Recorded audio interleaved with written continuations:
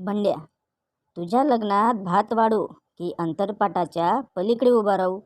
पिंकी, गुलाबजामच्या भांड्याजवळ उभा राहा, डबल कुणाला देऊ नकोस.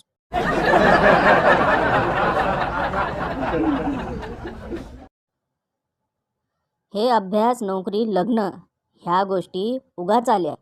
जुन्या काळात बरं होतं, शिकार करून खायचं आणि आपलं निवांत झोपायचं.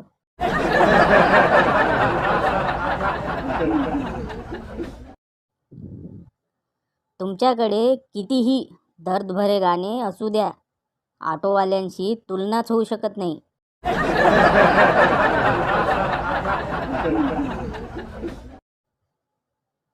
आई, आजी, गर्लफ्रेंड, बायकोनंतर प्रेमाने गालावर हात फिरवणारी व्यक्ती म्हणजे सलूनवाला.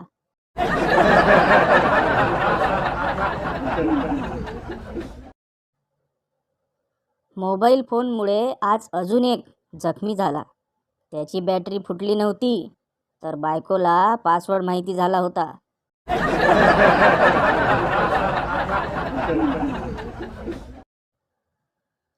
बंड्या, तू मेकअप करतेस ना? पिंकी, नाही. बंड्या, मग करत जा, चांगली दिसशील.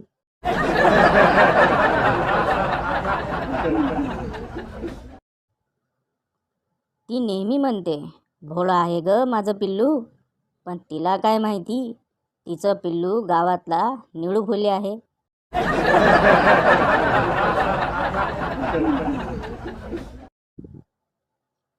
एक माणूस घरात DVD पाहत होता आणि जोराने ओरडत होता, नाही, ही घोड्यावरून नको उतरू साल्या, ही चाल आहे, इथे जाल बसवलेला आहे, त्यात तू बर्बाद होशील.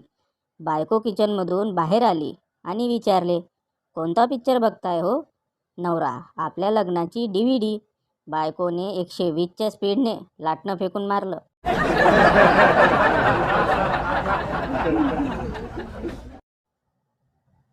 जावई सासऱ्यांना फोनवर, तुमची मुलगी माझ्याकडून घरातील सर्व कामे करून घेते, तिला समजावून सांगा.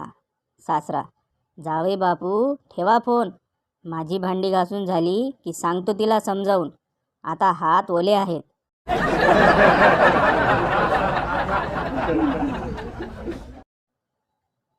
लॉकडाऊन उठल्यावर नवरा बायको मुलाच्या शाळेत पॅरेंट्स मीटिंगसाठी जातात. बायको टीचरशी बोलते, पण नवऱ्याची ओळख करून देते.